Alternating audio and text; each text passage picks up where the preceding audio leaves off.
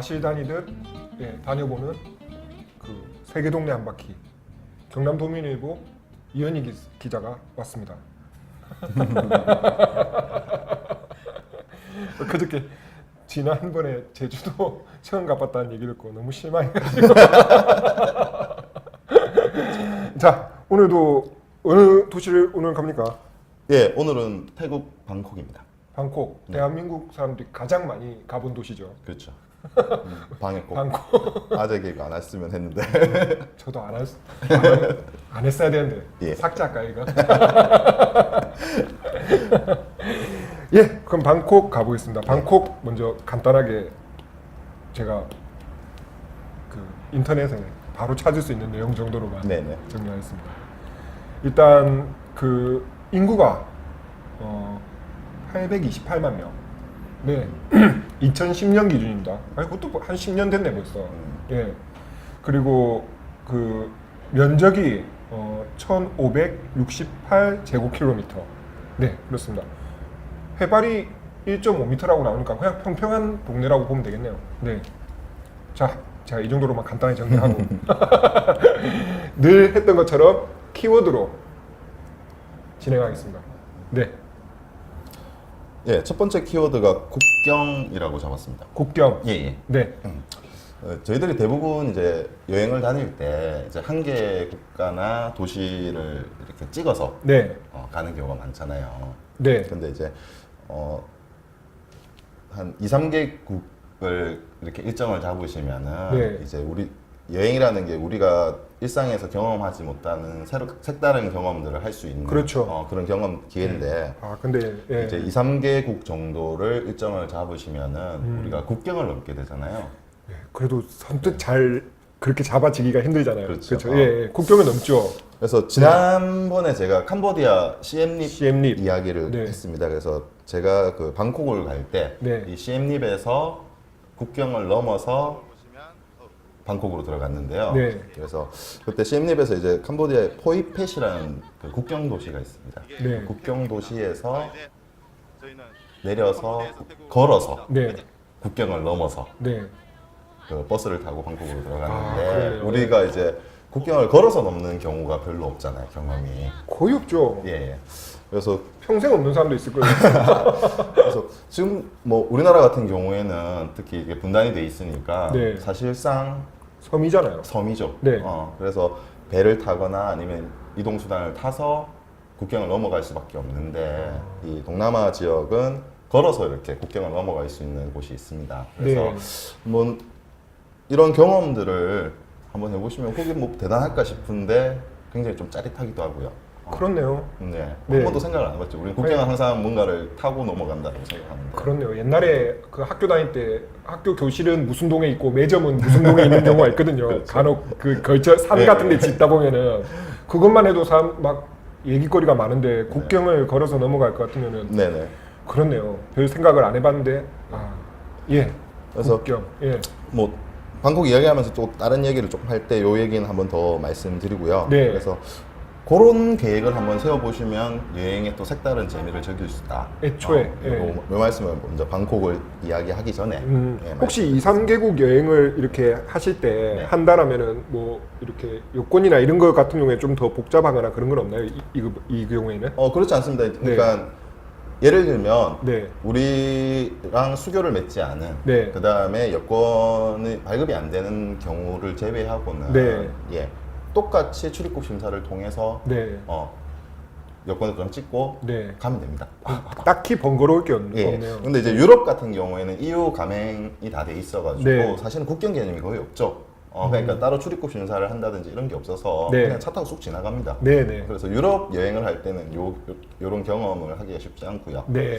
그래서 오, 동남아 그래요. 쪽은 그 나라마다 다 국경이 그 국경 사무소가 다 출입국 사무소 설치가 돼 있거든요. 네, 그래서 네. 이런 경험들을 할 수 있습니다. 예, 예. 보통 이렇게 넘어가실 때 네. 사람들이 많나요? 굉장히 넘어가는 사람들이. 대기 시간이 좀 되나요, 그러면? 이렇게 제가 그 캄보디아에서 태국으로 넘어갈 때도 국경을 거쳤고요. 네. 그다음 태국에서 이제 라오스로 넘어갈 때도 네. 이 심사를 받았는데 네. 현지인들이 많이 이동을 합니다. 아, 그러니까 캄보디아 사람이 이제 일종의 보따리 장수처럼 네. 물건을 사고 팔고 하기 위해서 가는 경우도 있고 그래서 관광객들도 일부 있기도 하고요. 네. 그래서 현지 그 국민들이 나라를 이렇게 이동하면서 물자를 교환하고 하는 경우가 많아서 사실 생각보다 줄이 많이 서더라고요. 그 한 가지 궁금한 게 네.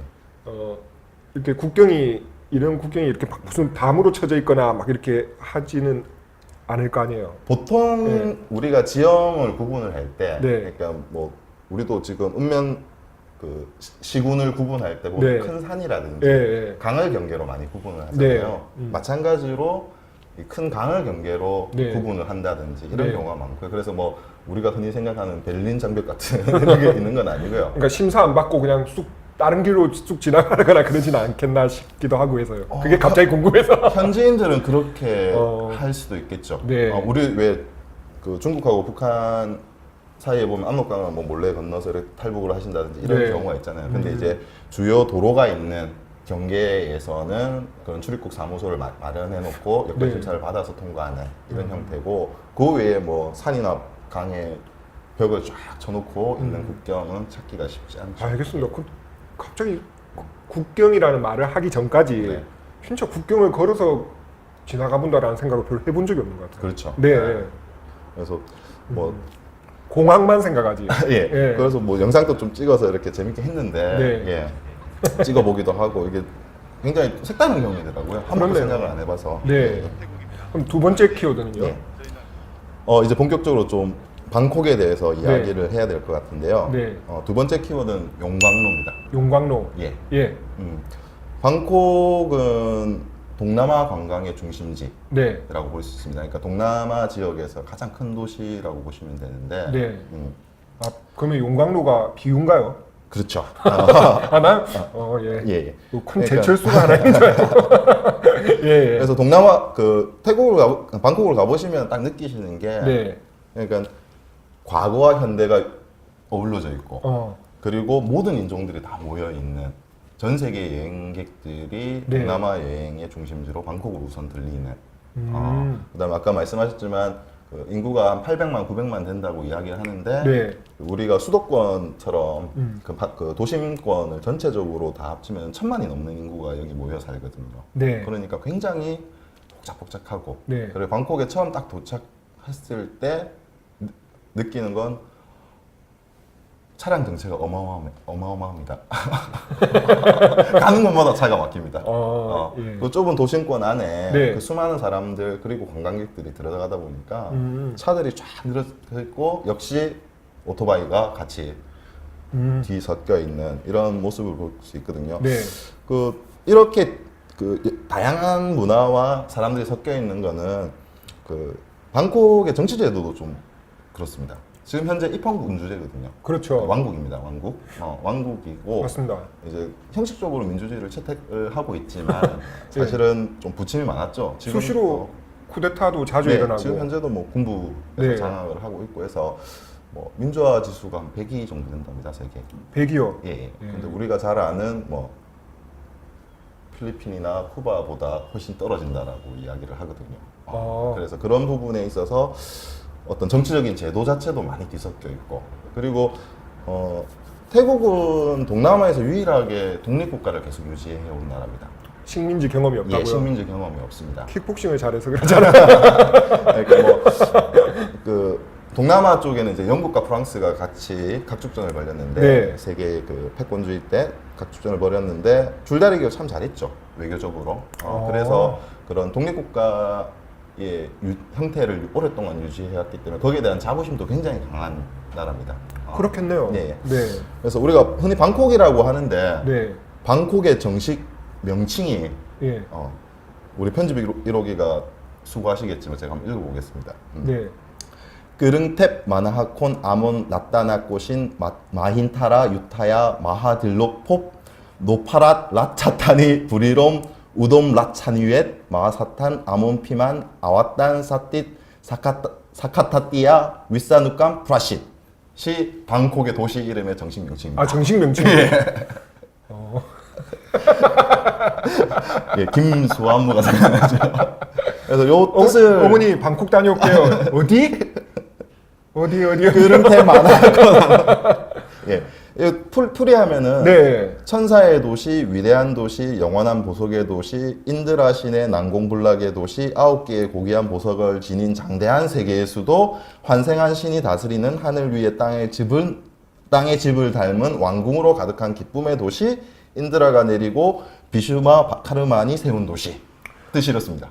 그 김수환무하고 장면 구조가 같네요. 네. 예, 그냥 좋은 얘기 다 집어넣네요.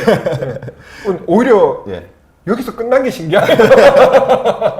그래서 보통 줄여서 말할 때는 네. 그 끄릉템 만화콘 정도까지만, 김수환무까지만. 그럼 이야기를 하는데, 태국에서는 자기들은 방콕이란 말을 안 쓰나요? 예, 끄릉탭이라고 부른다고 하더라고요. 아, 그렇구나. 예, 그래서 제가 이 말씀을 왜 드리냐면은 네.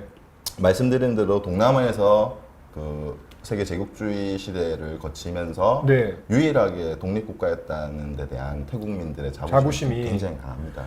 그런 내용, 그러니까 그 식민지 경험이 있고 뭐 뜯기고 이랬으면은 사실 이런 그 지명을 짓기가 좀 어렵죠. 뭐 난공불락이니 천사의 뭐니 이런 거는 어려운데 이름에서도 자부심이 느껴지네요.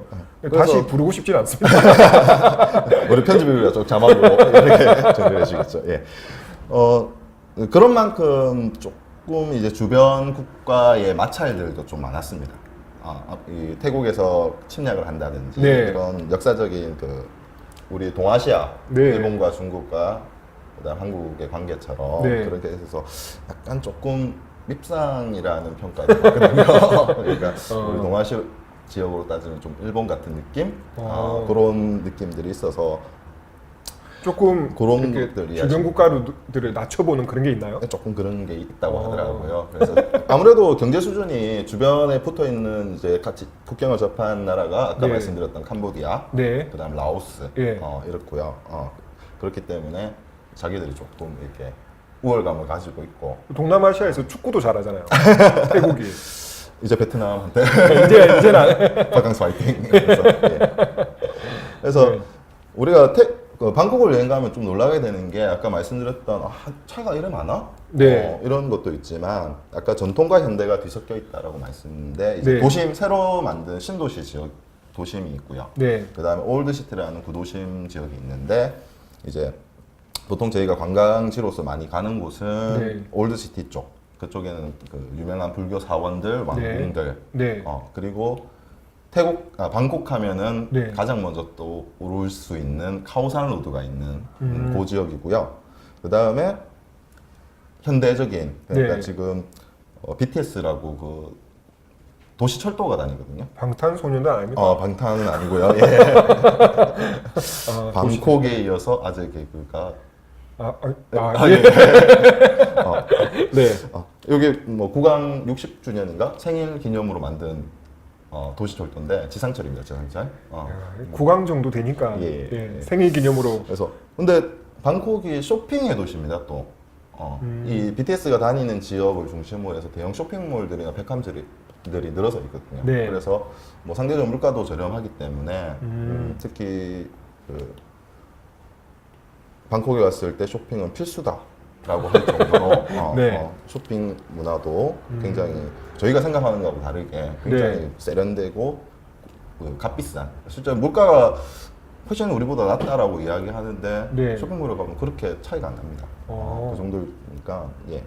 그래서 그 방콕을 이해할 때 우리가 제가 처음에 키워드를 용광로라고 표현했던 게 네. 이런 여러 가지 문화들이 복합적으로 뒤섞여 있습니다. 네, 네. 이제 그런 것들을 좀 이해하시고 아. 방콕을 경험하시면은 굉장히 방콕에 대한 이해 폭이 넓어질 수 있을 거라고 생각을 합니다. 오히려 상당히 국제적인 도시네요. 국제 도시라고 예, 보시면 예. 됩니다.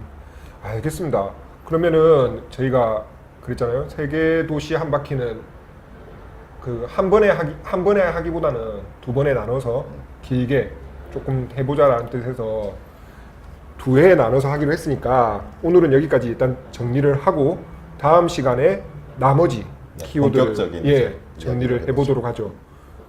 알겠습니다. 오늘 국경 용광로 알겠습니다. 방콕에 대해서 다시 생각하게 되네요. 예. 알겠습니다. 다음에 또 같이 가보겠습니다. 지금까지 경남도민일보 이현희 기자였습니다. 고맙습니다. 네, 감사합니다. 네. 지역 시사 흐름의 맥을 도민일보가 날로 전해드립니다. 빠밤빰빰빰 맥도날드